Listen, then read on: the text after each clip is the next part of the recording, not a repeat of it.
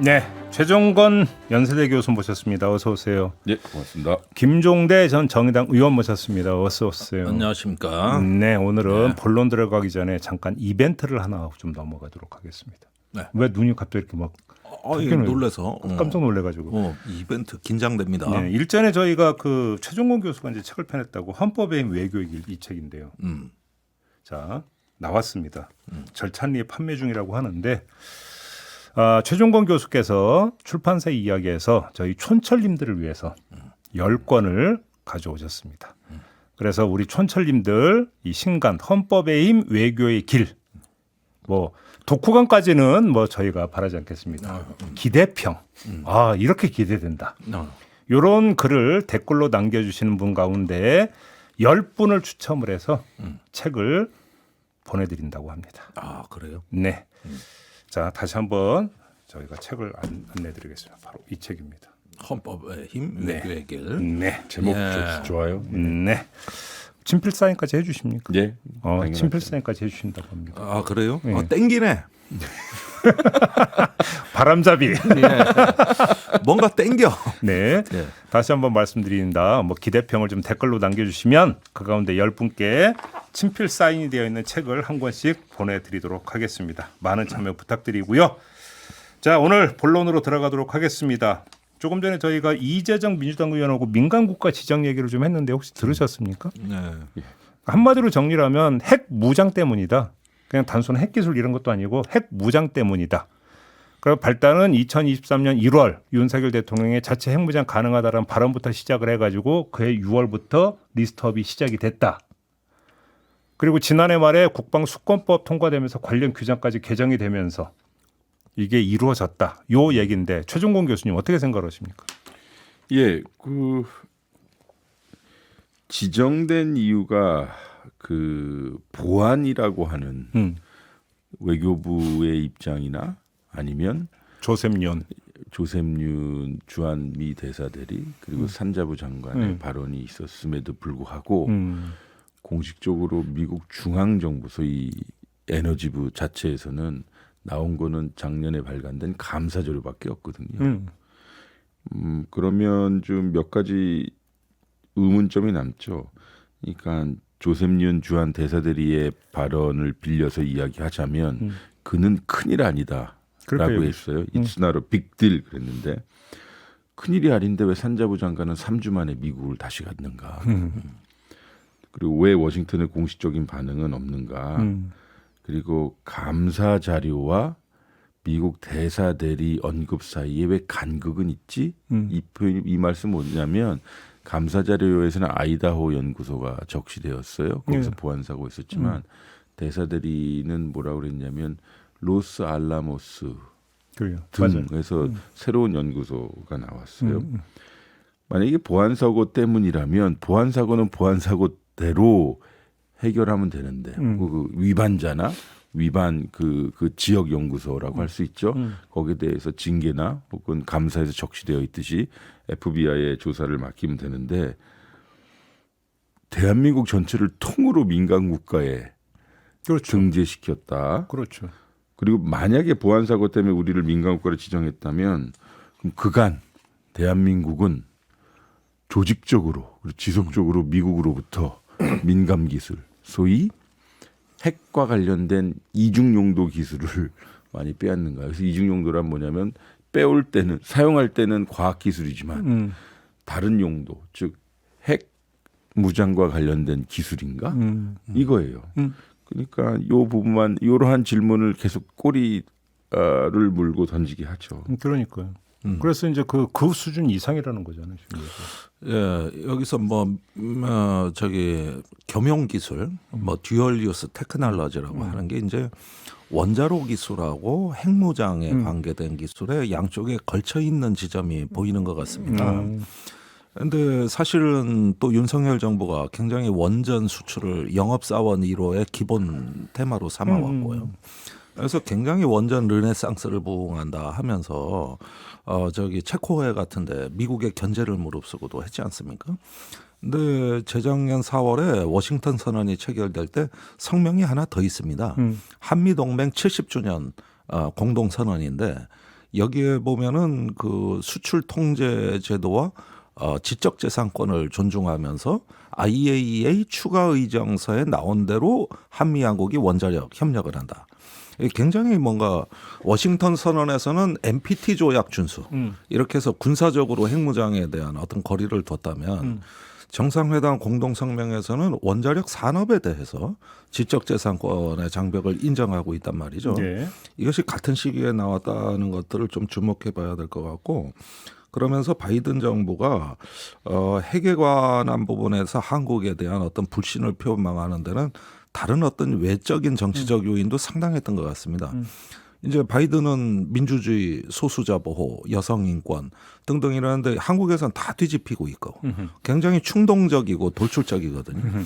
그러던 시기에 또 도청 사건이 터집니다. 2003년 초에. 그러니까. 예, 여기서도 보면은 그 우리 NSC 안보실의 그 비밀 회의 내용들이 1급 비밀 문서에 다 수록이 돼 있고 그러니까요. 절대 공유하지 말라는 경고문까지 첨부된 1급 비밀 문서가 폭로가 됐던 것이죠. 이렇게 보면은 한국 정부에 대한 어떤 예측 불가능성, 그러니까요. 또 어떤 핵무장을 필두로 해서 함부로 이렇게 발언하는 그 돌출적이고 충동적인 일면을 본 것이 아닌가. 그리고 그 뒤로 계속 뭔 사건이 터지는 거 아닙니까? 그러니까 정리를 하면 연구원 수준에서 발생한 보안 사고가 아니라 한국 정부 차원에서 뭐 추진이라는 표현이 맞는지는 모르겠지만 하여간 핵무장 움직임 내지 핵무장도 관련 있고 발언 뭐, 예. 결국은 바이든 행정부는 여기에 주목했다 이렇게 정리를 해도 되는 거 아닙니까? 예. 그러니까 보안 사고가 있었을 거예요. 그냥 그러니까 늘 보안과 관련된 이벤트는 있었을 거예요. 사고라기보다는 과학자가 뭐 자기네 연구소 와서 그냥 가겠어요. 눈으로 보고 이야기한 거 타이핑하고 걸면 거는 건데 네. 보안 사고로. 예. 근데 이걸 이제 표면적인 이유로 했단 말이에요. 제가 다시 반복해서 말씀드리지만 보안 사고를 보안 사고로 해결하지 않고 그것 때문에 민간 국가에 올려놨다. 네. 그럼 두 가지 가능성이 있죠. 정말 보안 사고를 많이 했거나 지속적으로, 그러면 조직적으로, 그리고 매우 뭐 민감한 기술을 빼돌렸거나. 그럼 그 자체는 큰 문제죠. 그러니까 민감 국가에 등재시킬 만큼 매우 무겁고 종합적인 일들을 했는가라는 질문 하나. 그렇다면 왜 했는가? 그렇죠? 두 번째는 이거를 빌미 삼아 그동안 했던 걸 축적을 해놨는데 발언과 이런저런 우리 국내에서 있었던 이 이야기들을요. 저는 윤 대사 대리의 발언을 다시 한번 곱씹을 필요가 있다고 생각해요. 그러니까 별일 아니야.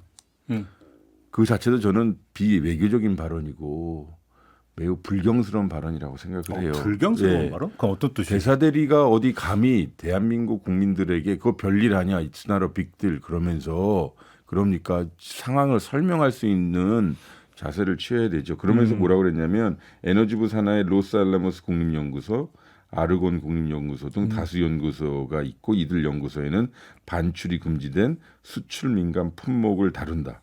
이곳에 작년에만 2,000명의 한국인이 다녀왔다. 그리고 보안 사고가 안 좋았다. 보안 사고가 많이 발생했다. 이거거든요.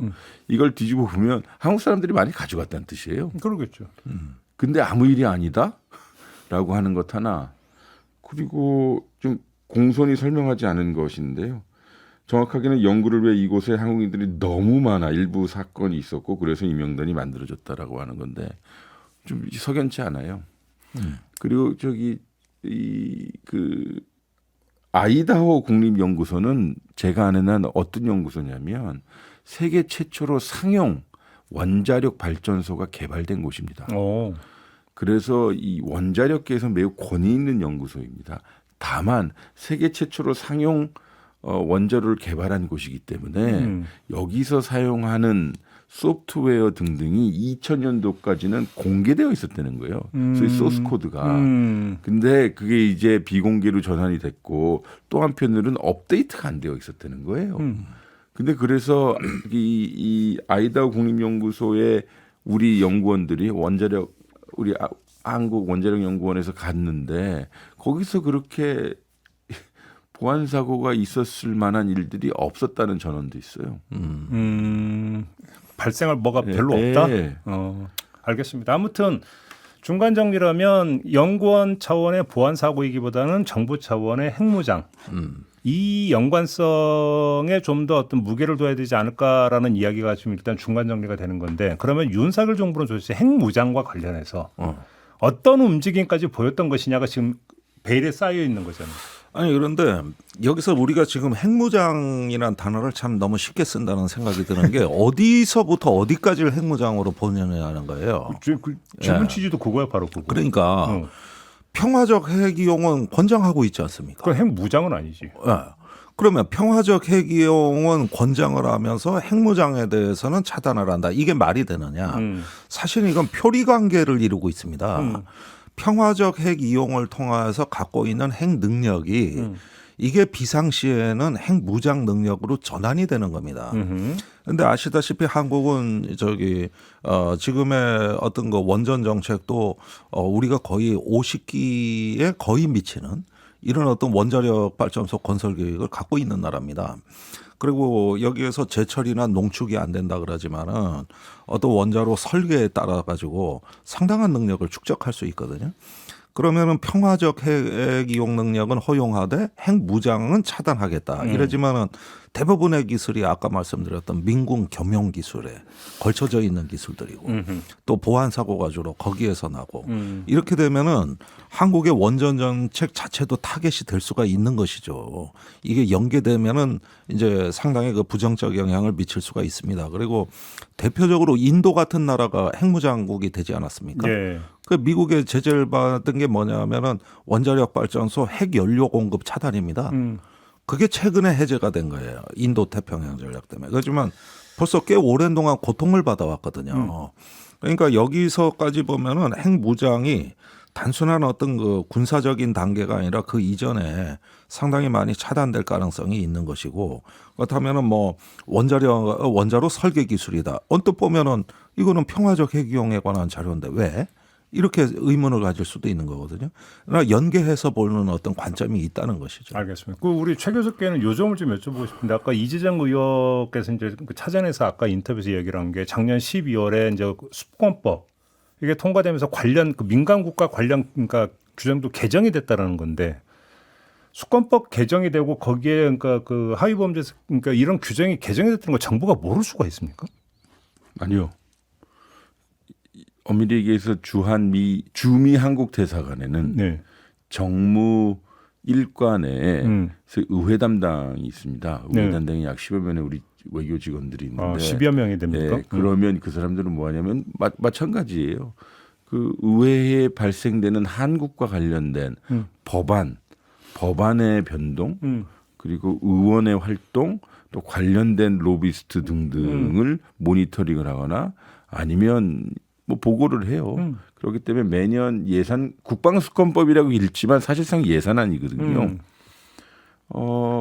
그것에 대한 변동을 상당히 심각하게 네. 모니터링해서 본국에 보고하죠. 게다가 주한미군의 규모, 그다음에 미국의 특히 미국 의회 대한반도 안보 공약 등등이 수권법에 포함이 되어 있어서 모를 리가 없겠으나 사람 일이란 게 또 이게 왜냐하면 또 이제 계엄 직후이다 네. 보니까 통과된 시점은. 어수선하죠. 그러니까. 근데 이거는 확실히 얘기하고 싶어요. 우리는 어수선해요.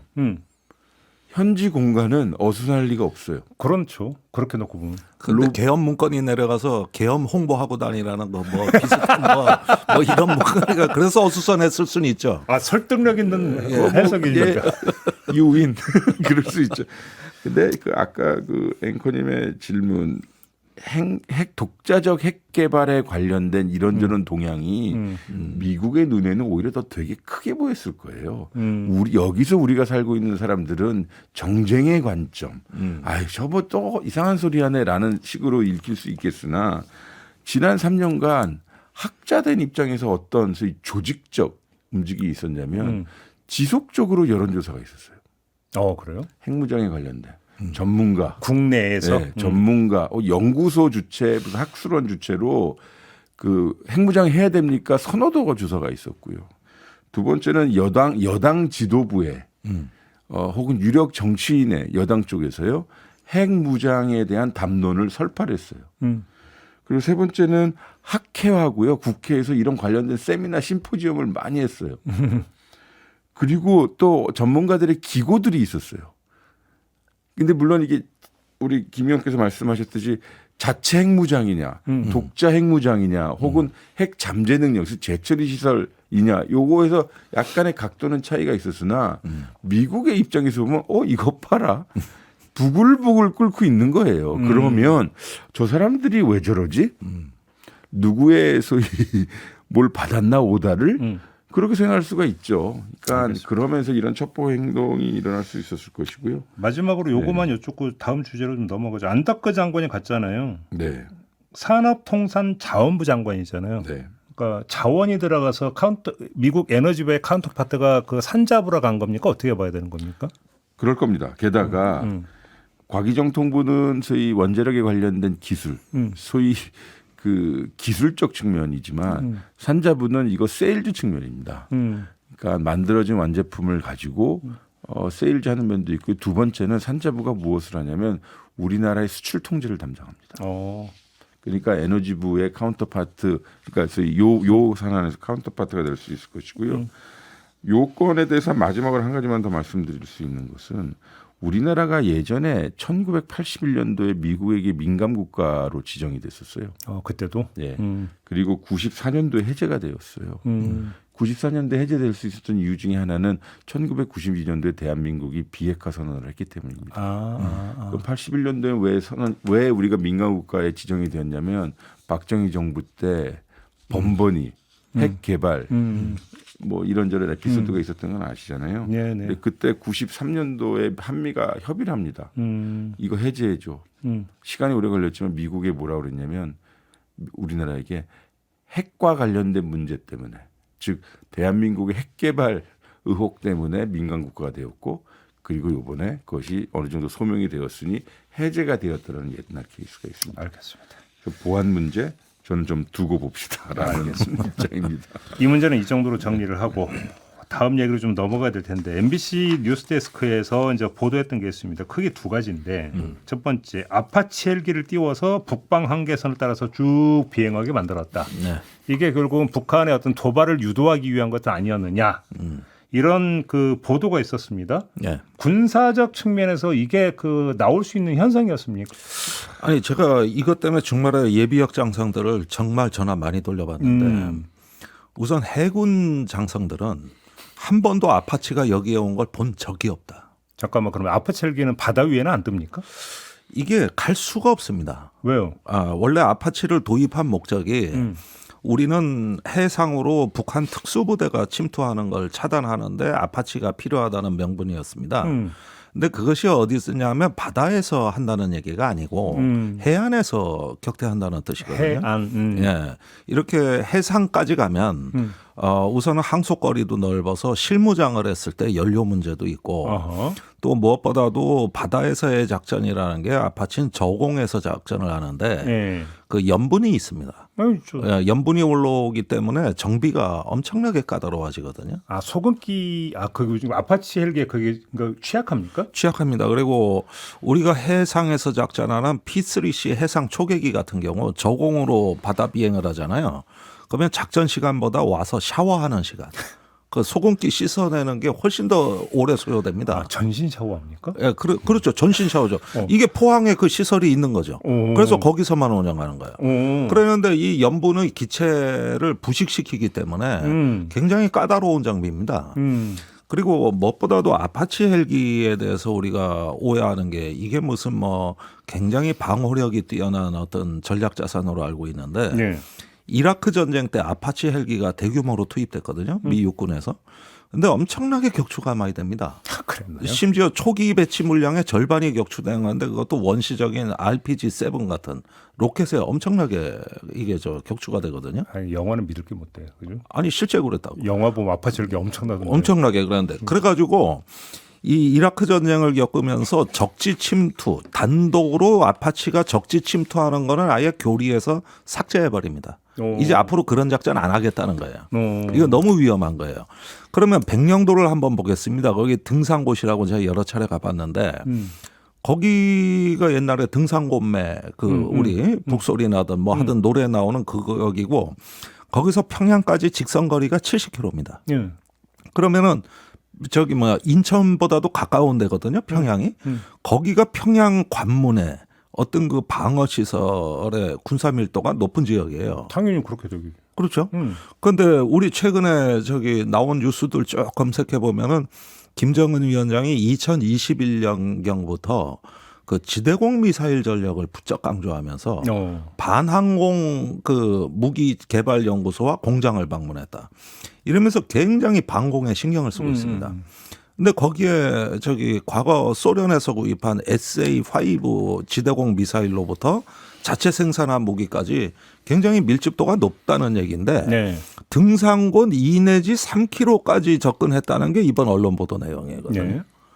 이거는 그것도 고도를 높여가지고 이거는 너무 해괴망측해가지고 들어본 적도 없고. 예비역 장성들이 다 그 얘기예요. 네.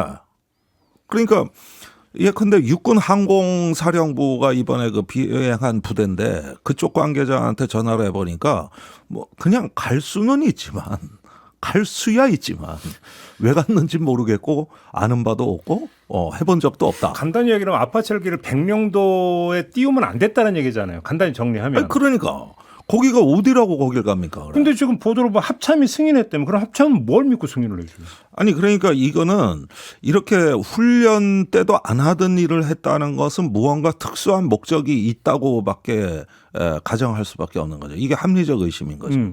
특수한 목적이 있지 않고서야 거기에 이런 위험한 비행을 할 수도 없고 불가능한 비행을. 그러니까 그 특수한 목적이라는 게 내란 사태 이후에 많이 나왔던 게 국지전을 유발하려고 했던 거 아니냐 이거잖아요. 그러니까 노상원 수첩에 나오는 NLL에서 북한 도발 유도 네. 이 표현을 일단은 한 가지 가설로 우리가 검토할 필요가 있겠고 또 한 가지는 그때가 이제 저 북한과 러시아가 군사 협력이 본격화된 때거든요. 그리고 10월부터는 파병이 됐습니다. 그러니까 그 전에 어떤 그것에 대한 사전 견제 조치냐 이런 부분도 좀 따져봐야 되겠고 여러 가지 가정을 다 검토를 해봐야 되는 것이죠. 그 다음에 더 이상한 것은 장소를 바꿔서 6월에 백령도 그 비행에 이어가지고 7월, 8월, 11월 요때 군사분계선에서 비행을 했다는 거예요. 이제 남방 한계선 쪽에서 비행을 한 건데 이렇게 육지에서 비행을 할 때는 등고선 비행이라 그래가지고 이 골짜기 사이를 일정 정도 이렇게 지형에 따라서 저 비행하는 걸 주로 하거든요. 접적 지역이니까 이거는 주로 지형 숙달 임무로 합니다. 네. 반면에 긴급한 작전일 때는 더 낮은 고도로 이건 위험한 비행이거든요. 그건 저공 침투 비행이에요. 이 두 가지가 있을 수가 있어요. 그리고 이것도 팔자 비행이라 그래가지고 군사분계선 가까이 갔다 그러면 빨리 빠져나와야 되거든요. 네. 그러다 보면 팔자를 그린다는 것이죠. 이런 어떤 비행이 이제 통상적으로 이해할 수 있는 비행인데 이번 경우에는 그냥 군사분계선을 따라가지고 고도를 높여서 그냥 군사분계선 남방한계선을 따라갔다 이 얘기가 되는 거거든요. 미친 거 아닙니까? 이거? 그거는 우리 한번 쏴볼래라는 의도로 볼 수도 있어요. 저도 매우 조심스럽게 하는데 NLL 부분 소위 이 백령도든 연평도든 NLL 부분에서 대한민국의 항공 자산이 그렇게 비행하지 않습니다. 그렇죠. 이거는 완전히 뭐 거기에 가기 위한 이 수송용 헬리콥터가 가긴 하나 그거는 일종의 회랑을 따라서 갑니다.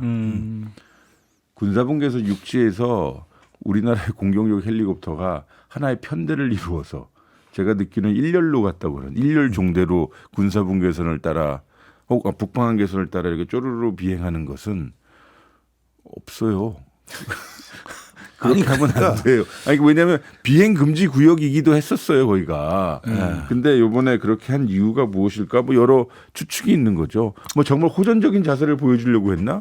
아니 그런데 그거는 아니고. 자 우리는 지금 의문을 제기하는 건데 합참에서는 계속 그 군사 훈련 목적상 했다 이거예요.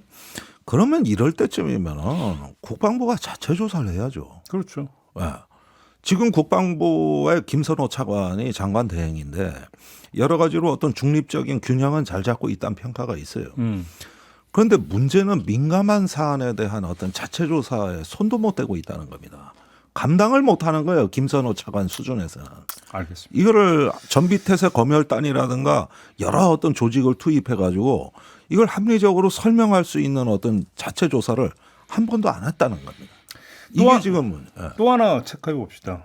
종이관 영현백이 등장을 했습니다. 계엄용이라고 봐야 됩니까? 안 봐야 됩니까? 아니 그러니까 군에서는 2022년에 세운 중기국방 계획에 의해서 예. 정상적으로 구매한 것이다. 그건 이제 영현백 얘기입니다. 영현백. 예. 종이관은 그러면 종이관은 구매 타진만 한 거예요. 그러니까 구매 타진만 했었죠. 예. 그런데 이게 설득력이 없는 것이 뭐냐면은 중기 계획에 반영돼서 예산을 집행한다 하더라도 왜 12월에 긴급 구매 형식으로 발주를 했느냐는 거예요. 영현백 같은 경우. 왜 긴급 구매입니까? 중기 계획은 2022년부터 예산에 편성이 된 건데. 그러면은 저기 3년 전에 다 해놓은 걸 왜 계엄 직전에 긴급 구매를 하냐?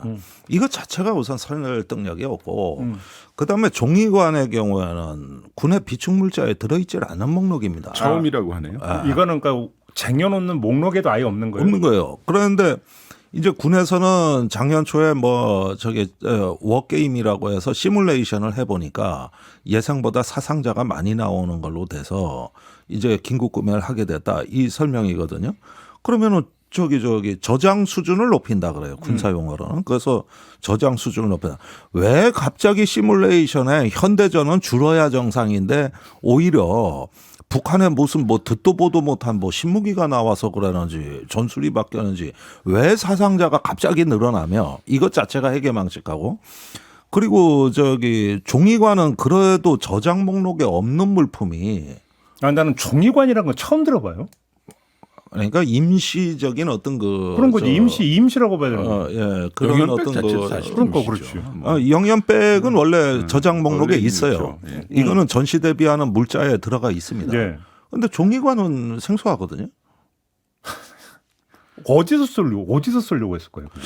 그러니까 이게 이제 오음리를 관할하는 2군단에서 구매한 것으로 보여지는데, 제가 보니까 2군단 지휘 계통을 통해 구매한 것이 아니라 육군본부에서 2군단 보급 계통을 통해서 직접 명령을 내린 것으로. 육군본부에서? 예. 이렇게 지금 알려져 있거든요. 예. 이것도 사실 확인이 필요한데. 예. 그러니까 2군단의 어떤 군수 보급 계통이 육군에서 이 저장 물량을 높이라는 연락을 받은 겁니다. 그러니까 이게 좀 상층부가 개입돼 있다고 저는 보여지는데, 그런 걸 부대에서 알아서 하지 왜 상급기관이 감 나와라 배 나와라 이걸 개입을 했느냐는 것도 의혹이고, 이상한 게 한두 가지가 아니에요. 그리고 아까 말씀드렸던 종이관은 진짜로 이상해요. 아니 그걸 왜 구입하려고 타진을 했냐는 거예요. 왜? 그러니까. 가설이라도 주세요. 가설. 아니 그런데 내가 상상은 여기서 너무 좀 많이 나가는 것 같아가지고 더 이상은 제가 나가지는 않겠습니다만은, 이 오음리와 현리 일대 홍천 이런 데로 가는 지역이 과거 전부 다 삼천교육대 수용 시설이 있던 데고, 이번에 이제 계엄이 선포되면은 노상원이 지목한 수집소입니다. 여기가. 예. 그러니까 이런 어떤 관할 부대에서 이런 어떤 물자를 갖다가 비축을 계엄 직전에 갑자기 높였다. 아니 이런 것도 국방부에서 자체 조사를 안 하고 있는 거예요. 저는 올림픽 때 종이 침대는 봤는데. 종이관이라는 박스로 해서 종이관은 처음 봤어요. 파리올림픽에 그래요? 그건 친환경. 가만. 우리가 지금 심각한 얘기하는데 이거. 심각한 얘기인데. 그런데 이 상황에 돼 가지고 제가 지금 군에서 이 외환과 계엄을 둘러싼 이런 모든 부분들이 지금 계엄이 일어나고 100일이 넘도록, 거의 110일이 넘도록 신뢰 있는 조사기관이 지금 활동 중이지 않다는 거는 이 역사적 사건에 대해 가지고 지금 굉장히 우리가 뼈 아프게 봐야 되는 대목입니다, 이게. 아니, 제가 하나 여쭤보고 싶은 게, 아파치 헬기에는 합참이 등장하고, 네. 종이관에는 2군단이 등장하고, 근데 지금 의원님 말씀에 또 육군 본부가 등장을 한다는 거잖아요. 그러면 여기서 가설을 세워야 되는 게, 내란을 사전에 알고 가담했던 세력이 지금 도대체 어디까지냐. 이건 상식적으로 당연히 꼬리를 물게 되는 의문이잖아요. 네. 지금 수사가 되고 있냐고. 그러니까 오늘도 한 언론에 단독 보도로 나왔지만은 그 결심지원실에서 계엄이 해제되고 뭐 격려했다? 윤석열 대통령이 격려할 때 야단을 맞은 김용현이 벌써 몇 차례나 노상환한테 전화를 해가지고 상환아 어떻게 하면 좋냐 이런 대화 내용하는 걸 옆에서 방첩사 요원이 들었다는 거 아닙니까? 아 그리고 전화를 하기도 하고 받기도 한 거예요. 그 노상환하고 김용현 사이에. 그러니까 이런 부분들 보면은 계엄의 사실은 설계자와 기획자는 노상환 아니냐. 그리고 이런 수첩에 나와 있는 내용 중에서 어디까지 실행됐거나 준비됐는가. 아니 이런 정도 수사가 안 된다 하면서 계엄을 얘기한다는 거는 난 참 지금 우리가 이거 심각한 문제라고 봐요. 그러니까요, 이게. 제 얘기가. 아니 그러니까 지금 그 윗대가리 몇 명 그 수사하고 지금 그 손 터는 분위기로 가면 안 되는 거 아니냐는 거예요, 제 얘기도. 예. 이게 예. 그런데 공영방송에서 윗대가리가 뭡니까? 윗선이라 그래야지. 유튜브니까 괜찮아요. 아 그래요? 방송 심의 안 받죠. 예. 예. 어쨌든지간에. 그래서 제가 그 지금 이런 사태로 헌법재판소 그 입만 쳐다보고 있는 우리가 지금 굉장히 우리가 어떻게 보면은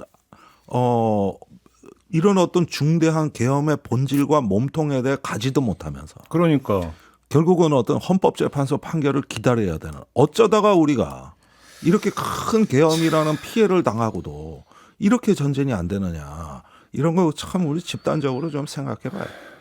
그러니까 저는 그때 DJ의 어떤 그 거기에는 고뇌가 많이 담겨 있다고 생각을 해요. 아무튼 내란 속에 전두환과 노태우를 사면 물론 그때 이제 사면해 준 거니까 김영삼 대통령이지만 하여간 건의는 DJ가 했다는 거 아닙니까? 네. 근데 그게 그랬어야 되는 거냐라는 얘기를 이번에 내란 사태 겪으면서 얘기 많이 하잖아요. 끝까지 단죄를 내서 다시는 그런 생각도 하지 못하게 만들었어야 되는 거 아니냐라는 얘기를 해요. 근데 그 얘기의 버전을 바꾸면 조금이라도 걸쳐 있는 사람들은 끝까지 추적을 해서 단죄를 해야 가담할 엄두도 못 내게 만들어야 되는 거잖아요. 그러니까 근데, 보세요. 어떤 제가 보기엔 거대한 벽 같은 게 있어서 저 벽을 부숴야 이제 그 뒤에 넘어 있는 진실이 보이는데 그렇지. 지금도 다가가질 못하고 있는 거예요. 그러니까요. 그러게 지금 국방부의 현주소고 또 누가 조사하냐 그러는데 그 조사할 사람들이 공교롭게 다 내란에 연루된 거로 의심받고 있는 사람이에요. 그러면은 객관적이고 공정하게 이걸 할 수 있는 리더십이 없다는 얘기입니다. 지금 네. 국방부에. 예. 이런 위험한 불안정 시기를 지금 100일이나 겪었다는 게 끔찍한 거죠. 그러니까 빨리 탄핵하고 무엇보다도 우리 군이 스스로 이럴 때 양심적인 장교들이 나와서 자정운동, 혁신운동을 해줘야 됩니다. 이래가지고 이 군이 다음 정부 때 가가지고 온전하겠습니까 이거? 저기 이렇게 많이 연루되고 또 은폐돼 있는데. 그러니까 말이에요. 아 답답합니다. 네. 그죠? 좀 솔직히 좀 답답합니다. 뭐 헌재 돌아가는 것만 답답한 게 아닙니다. 네. 오늘 이렇게 마무리하죠. 네, 아무튼 두 분 수고하셨고요. 저도 물러가겠습니다. 고맙습니다. 감사합니다. 고맙습니다.